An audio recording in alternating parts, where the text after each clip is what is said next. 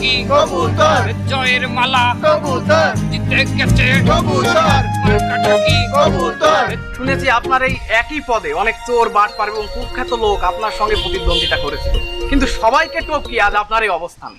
নির্বাচন পরবর্তী আপনার এই পরিবেশে আপনার নিজের মতামত যদি আমাদেরকে একটু জানান। শোনেন, দেশের ভিতর বেশ কিছু দুর্নীতিবাজ লোক আছে যার অধিকাংশই শিক্ষিত, আর এই জন্য শিক্ষিত মানুষদের উপর সবাই আস্থা হারাই ফেলতেছে। আর এই অবস্থায় মূর্খ মানুষদের মুখে যদি সত্যের বাণী শোনে, তাহলে সাধারণ জনগণ তাদের উপর আস্থা রাখতেছে।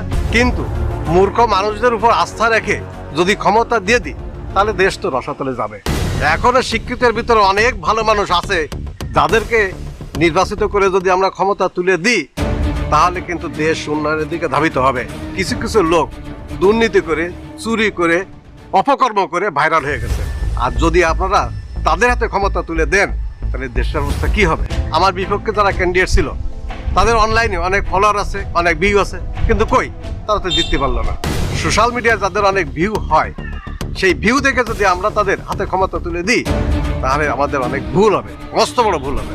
10,000 টাকা বেতনের চাকরি পাইতে গেলে যদি ইন্টার পাস হওয়া লাগে, তাহলে দেশ চালাতে গেলে বা রাজনৈতিক নেতা হতে গেলে তার ভালো শিক্ষিত হতে হবে, তার মানবিক গুণাবলীর পাশাপাশি ভালো রুচিশীল এবং রাজনৈতিক জ্ঞান থাকতে হবে। ঠিক বলেছেন, তো এভাবে তো আসলে ভেবে দেখিনি। মাস্টার সাহেবের ভয় নাই, নাই